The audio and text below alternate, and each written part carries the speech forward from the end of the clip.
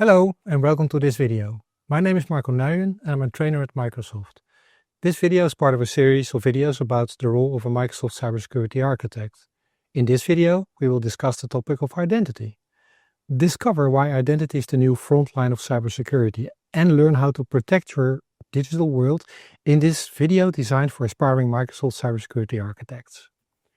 The content of this video is mostly aligned with the area security operations, identity and compliance from a certification perspective. Now let's start with a question. Why is identity the new perimeter? That is a question I hope you can articulate after watching the video. Maybe you already can do that, but let's hope that you can for sure after this video. What is it?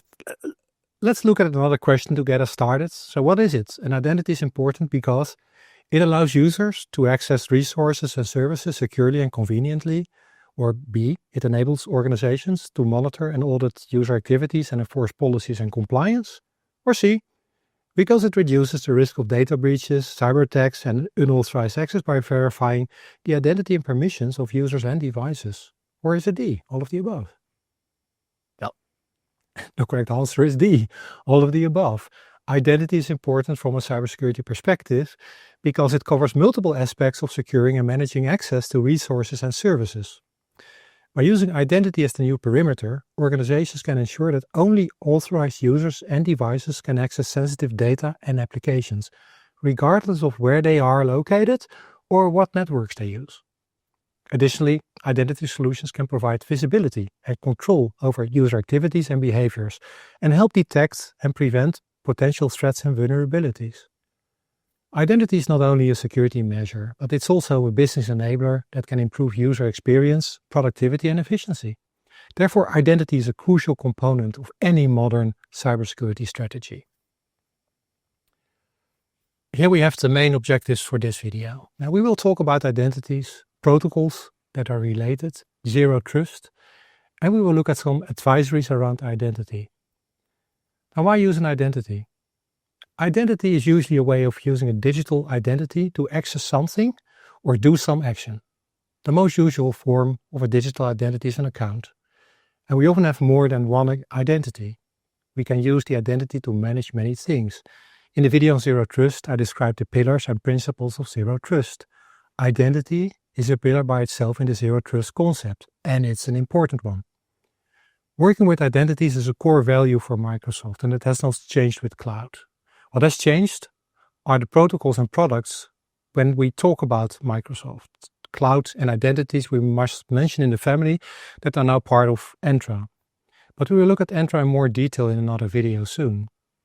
So let us review some more basic identity aspects. The graphic shows a summary of important aspects for handling identities. This is the process of verifying that something is what it claims to be, authentication. Then there's the process of obtaining permissions, authorization. And everything needs to be managed or self-managed. That will be administration. And we need reporting, which is auditing.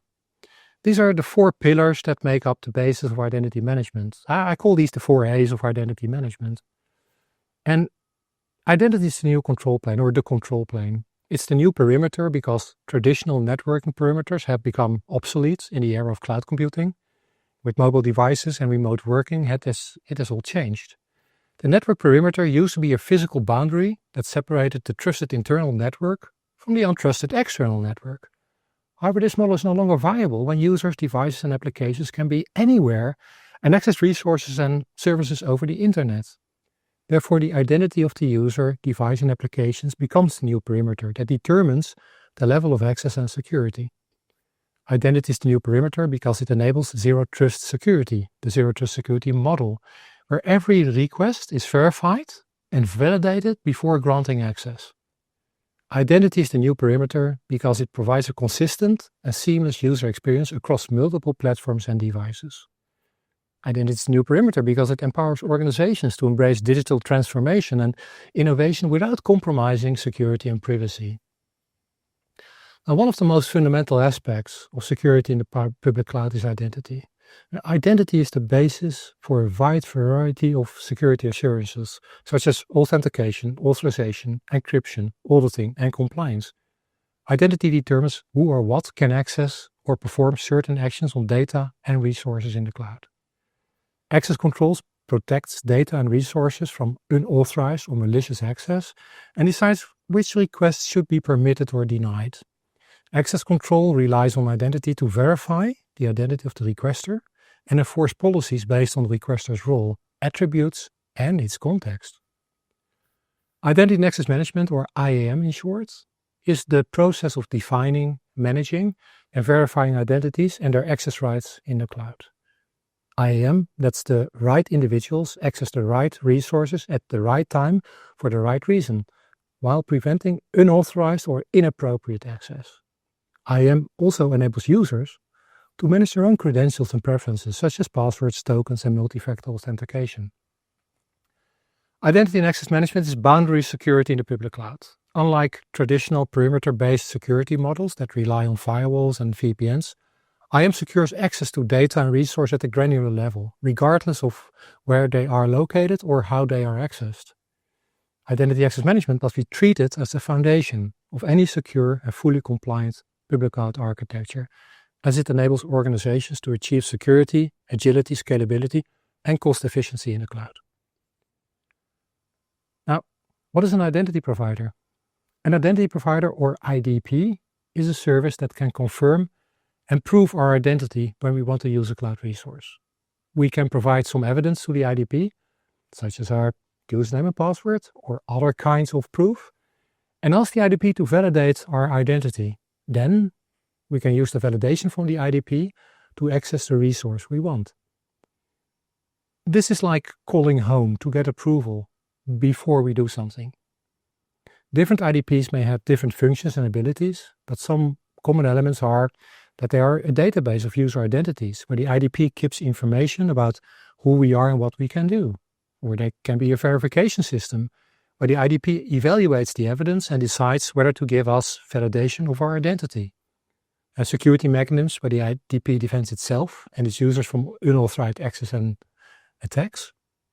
And we trust our IDP, and we can also trust other IDPs that our IDP trusts. And this is called federation. And that lets us use our identities from one IDP to access resources that are part of another IDP. And this way, we don't need to have multiple accounts and remember multiple passwords. A reduction of identities is something we should address in our designs and implementations. Less is more.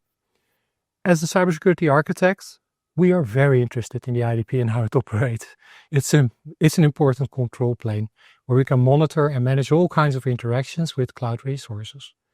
And we will often collaborate with identity access management architects and specialists who create and implement the IDP and its policies.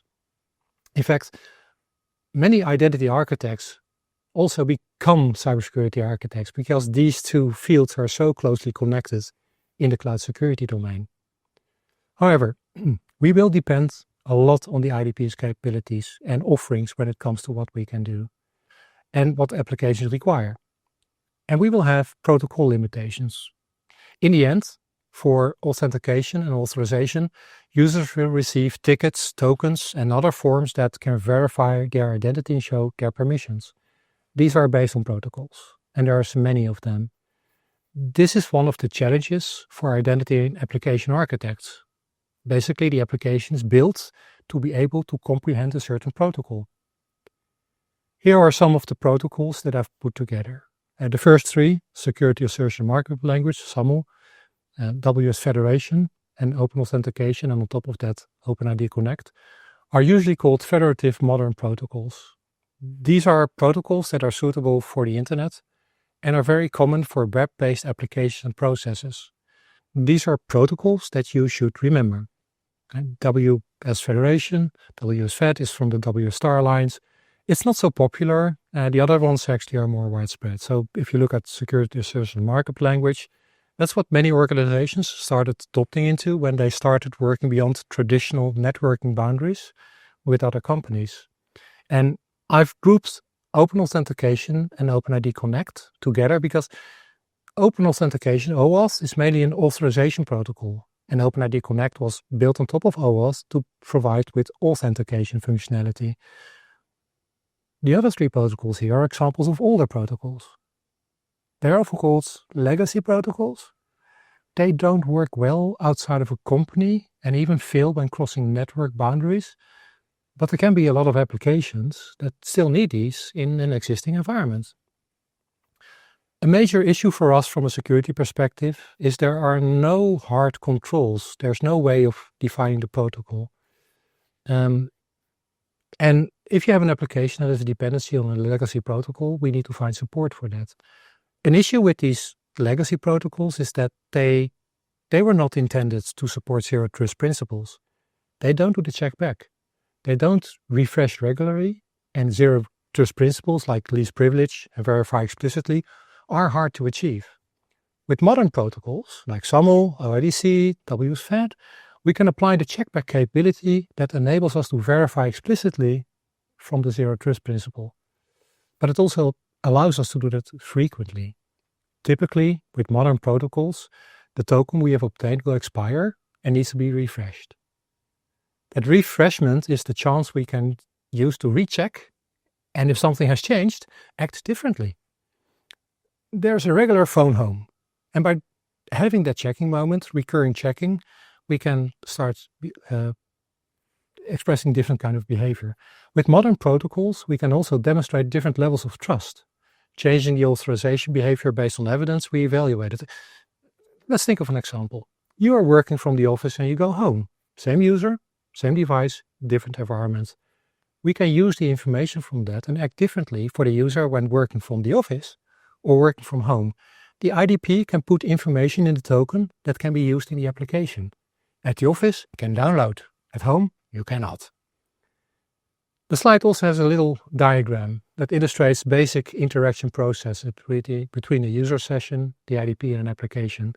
In reality, it's likely to be more complex, but in essence, this is what will happen. A user accesses an application, the application says, go away, and redirects the user to go elsewhere to authenticate and authorize themselves. The user contacts in step 3 the IDP and provides their identity, a username, password, or something else, a passwordless method. And then the IDP will verify that, and in step 4, if everything turns out to be okay, hand over a piece of evidence to the user, which the user can then bring back to the application. And then the application can check the evidence and see what it says about the user, and then grant the appropriate access for that specific user in the application. Now let's consider zero trust once more. The zero trust strategy needs flexible access to applications, systems, and data. At the same time, organizations must protect both users and the resources they need for their work. The 5 steps that organizations should follow to secure their identities, well, they are: first of all, enhance your credentials. If users in your identity system have weak passwords or do not use something like MFA, make them stronger. Otherwise, you'll be compromised frequently, not just occasionally or never. It will happen frequently. The second thing to look at is reducing the exposure to attacks. Make it harder for hackers, avoiding older, less secure protocols, limit the access points, and have more controls over administrative access to resources. Third thing to consider: automating the threat response. Reduce cost and risk by reducing the time criminals can stay in your environment. You have to also take a 4th step, increasing your awareness. And you use auditing and logging of security-related events and alerts to help identify patterns that may show internal attacks or external attempts of breaches of your network. And enable self-user help. Reduce friction of your users by letting your users stay productive, even as you stay alert. This is how Microsoft's Zero Trust architecture shows the main technical components of Zero Trust. A key basis of Zero Trust security is identities, both human and non-human, or interactive and non-interactive. They both need strong authentication, whether they are using personal or corporate endpoints with compliant devices and requesting access based on strong policies that follow Zero Trust principles for explicit verification, least privilege, and assumed breach. The Zero Trust policy acts as a unified policy enforcement that checks the request and explicitly verifies signals from all 6 foundational elements based on policy configuration and allows least privilege access. Signals include the user's role, location, device compliance, data sensitivity, application sensitivity, and more. Besides telemetry and state information, the risk assessment from threat protection also inputs into the policy to automatically react to threats in real time. Now, policy is enforced at the time of access and continuously evaluated during the session. And the policy is further improved by policy optimization. And of course, governance and compliance are essential for a strong zero trust implementation. Security posture assessment and productivity optimization are needed to measure the telemetry across the services and systems, and the telemetry and analytics inputs into the threat protection systems. Large amounts of telemetry analytics enriched by threat intelligence produce high-quality risk assessments that can be either manually investigated or automated. Now, attacks happen quickly in the cloud, and your defense systems must act quickly too. And humans cannot respond fast enough or sort through all the risks. The risk assessment inputs into the policy engine for real time to do automated threat protection and additional manual investigation if needed. Traffic filtering and segmentation is applied to the evaluation and enforcement from the zero trust policy before any access is given to any public or private network. And of course, data should have classification, labeling, and encryption for emails, documents, and structured data. When it comes to applications, access to applications should be adaptive for both software as a service or on-premises applications. And we need to apply runtime controls to the infrastructure with serverless containers, infrastructure as a service, platform as a service, and internal sites with just-in-time and version controls actively engaged. Finally, telemetry, analytics, and assessment from the network, data, apps, and infrastructure are fed back into the policy optimization and threat protection systems. Identity is an essential element of zero trust in the Microsoft portfolio. And there are many best practices related to identity. That's why the frameworks for best practices and lessons learned, like the Cloud Adoption Framework and the Well-Architected Framework, have a special section on identities.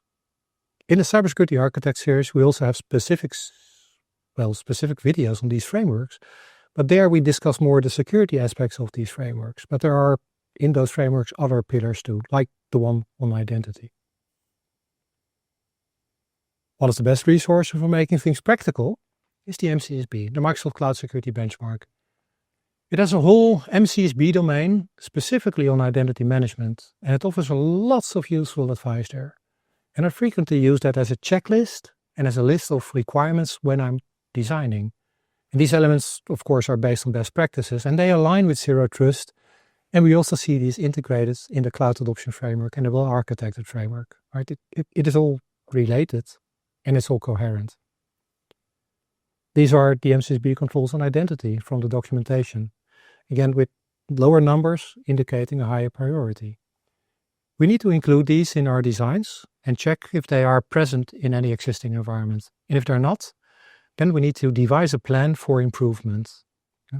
And try to think of what these are about, just from a conceptual point of view. If we take one example here of one of these controls, IAM1 use centralized identity systems that focuses on identity providers and federation. This means we must ensure that we have that in our enterprise, in our architectures. Another one that I can highlight is strong authentication controls, IAM6.